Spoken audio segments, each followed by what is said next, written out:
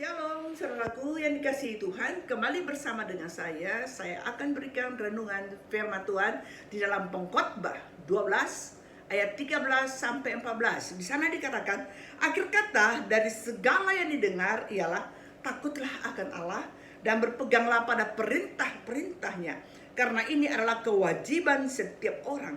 Karena Allah akan membawa setiap perbuatan ke pengadilan yang berlaku atas segala sesuatu yang tersembunyi, entah itu baik, entah itu jahat. Selaku dikasihi Tuhan, dikatakan kewajiban setiap orang, terutama kita orang percaya, adalah yang pertama, takutlah akan Allah. Kedua, berpeganglah pada perintah-perintahnya, perintah-perintah firman Tuhan. Ada begitu banyak orang yang suka diakui sudah takut akan Tuhan. Ada begitu banyak orang tidak bisa menerima atau marah, tersinggung kalau dikatakan belum takut akan Tuhan. Tanda seorang yang takut akan Tuhan, dia pasti berpegang pada perintah-perintah firman Tuhan. Selaku dikasihi Tuhan, ini dua poin bersaling berkaitan. Takut akan Tuhan adalah berpegang pada perintah-perintah firman Tuhan. Saya akan berikan contoh seorang yang tidak takut akan Tuhan, tapi sebelumnya kita baca dulu Amsal 28 ayat 14. Berbahagialah orang yang senantiasa takut akan Tuhan, tapi orang yang mengeraskan hatinya akan jatuh ke dalam malapetaka. Ya, firman berkata, yang berbahagia, bahagia itu datang pada orang-orang yang takut akan Tuhan. Jadi orang yang tidak takut akan Tuhan sering sekali mengalami dan merasa tidak bahagia.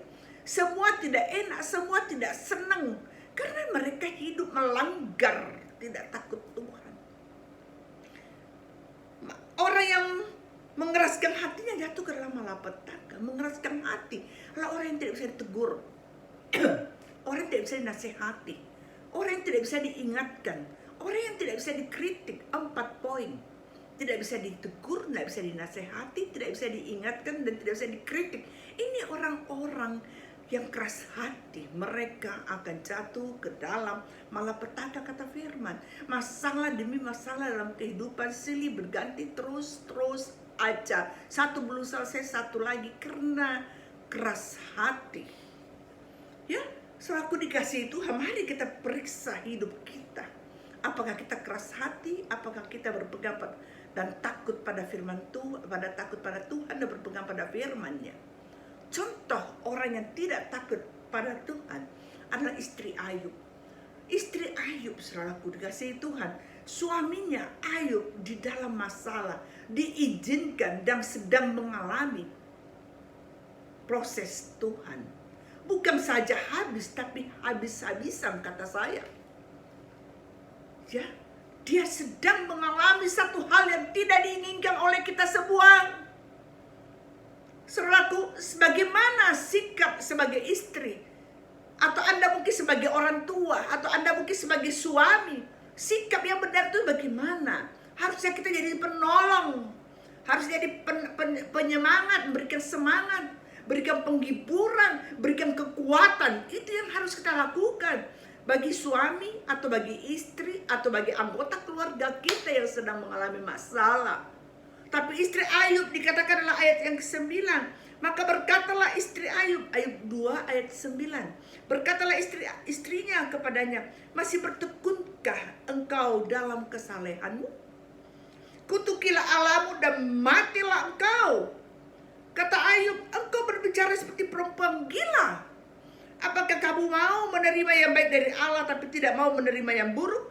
Dalam kesemuanya itu Ayub tidak berbuat dosa dengan bibirnya. Istri Ayub, ya, tidak memberikan kekuatan kepada suaminya. Dia melemahkan suaminya.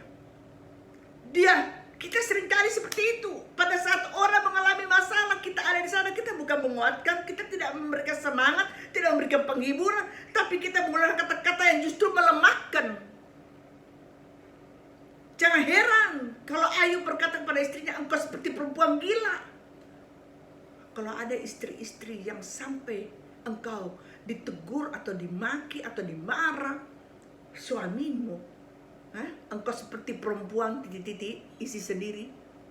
Engkau seperti apa aja, berbicara seperti apa. Jika ada suami yang sampai berkata seperti ini, saudaraku dikasihi Tuhan, ibu-ibu, bapak-bapak semua, koreksi dirimu. Apakah perkataanmu telah melemahkan, menjatuhkan pasanganmu atau anggota keluargamu? Perhatikan itu. Apakah perkataan saudara sudah melemahkan orang yang sedang dirundung, sedang di dalam masalah? Ya, ini banyak sekali karena saya banyak mendapat beberapa hari yang lalu ada seseorang datang ke rumah, seorang istri menangis di sini, saudaraku, menangis di sini. Katanya suaminya maki-maki dia, suaminya mau tinggalkan dia. Saya bilang sama dia, mulutmu, pasti kamu selalu maki-maki suamimu. Kamu yang bertobat. Kok Bu Erna bela suamiku? Bu Erna belum tahu orangnya suami saya seperti apa. Iya, saya tidak perlu tahu suamimu. Sekarang di depan saya lihat caranya istrinya berbicara. Ya sudah salah kamu. Dari bicara-bicara saya tahu istrinya punya model. Seraku, mari kita memperlihatkan. Jangan seperti istri Ayub tidak takut Tuhan. Dia tidak jaga perkataan. Tidak jadi istri penolong. Tapi istri Ayub menjadi istri penggonggong, penodong, peronrong, penggonggong, penolong, penggonggong, penronrong, penodong. Itulah istri Ayub. Ya, apakah engkau sebagai istri penggonggong, suami penggonggong? Apakah engkau istri atau suami penodong? Apakah engkau istri, suami peronrong? Bertobatlah. Kembalilah kepada firman Tuhan. Takutlah akan Allah dan berpeganglah pada perintah-perintah firman Tuhan senantiasa. Jika engkau ingin mengalami hal yang baik dalam hidupmu, jika engkau ingin mengalami bahagia dalam hidupmu, takutlah akan Tuhan dan berpeganglah perintah firman Tuhan. Salah satunya jaga perkataanmu. Jaga mulutmu. Berfungsilah sebagai penolong. Berfungsilah jadi sebagai penyemangat. Berfungsilah, jadilah seorang yang penghibur, penyemangat, pemberi kekuatan bagi orang-orang sekitarmu yang sedang mengalami masalah. Ya, saudaraku dikasihi Tuhan, sebab firman Tuhan berkata di dalam 1 Yohanes 5 ayat 3, sebab inilah kasih kepada Allah. Engkau mengaku mengasihi Tuhan, engkau mengaku mengasihi Allah, Tuhan Yesus Kristus, engkau mengaku inilah kasih kepada Allah. Baik itu bahwa kita menuruti perintah-perintahnya. Perintah-perintahnya itu tidaklah berat. Jika Anda dan saya, kita mengaku mengasihi Tuhan Yesus Kristus, kita akan menjadi penurut perintah Tuhan. Kita akan menjadi pelaku-pelaku. Tidak ada yang berat, saudaraku. Jika engkau bersama dengan Tuhan, jika engkau mau engkau bersama dengan Tuhan, engkau bisa. Karena firman Tuhan tadi kita baca ayat Pengkhotbah 12 berkata apa, saudaraku?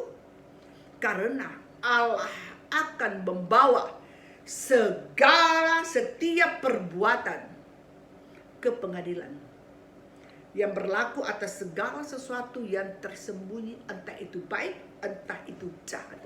Yang tersembunyi, perbuatan yang tidak kelihatan dalam hatimu mungkin, kata-katamu dalam hati mungkin, itu pun akan dibawa ke pengadilan Tuhan kelak. Ya, demikian renungan singkat saya pada saat ini. Saya yakin saudara yang mendengarkan renungan ini sudah diberkati Tuhan. Kita berdoa, amin. Terima kasih Tuhan buat pesanmu pada saat ini. Kami mau Tuhan, kami rindu menjadi pribadi yang takut akan Tuhan dan berpegang pada perintah-perintah-Mu. Bantu kami, tolong kami, bersama dengan kami untuk kami dapat dan sanggup menjadi pelaku firman Tuhan dan hidup dalam takut akan Tuhan. Kami percaya setiap yang mendengar firman Tuhan sudah diberkati. Engkaulah orang yang berbahagia. Engkaulah orang yang diberkati Tuhan. Di dalam nama Tuhan Yesus Kristus. Setiap yang mengasihi Tuhan, kita bersama-sama katakan amin. Selamat sore, Tuhan Yesus memberkati. Amin.